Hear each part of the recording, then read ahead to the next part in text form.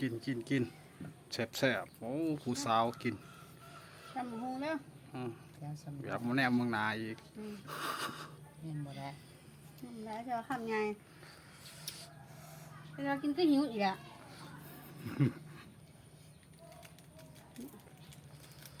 กินยังไงก็ทำไงกันเลย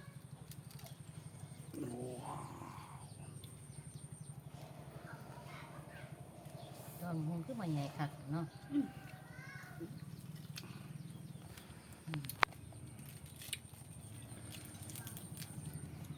กินจีอ่ะ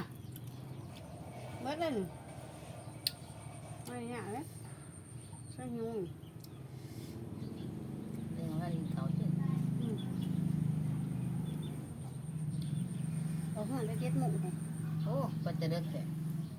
ต้องคิดไปเอานี่น้ำหัวหนาไปเนาะไว้ก็โอนมา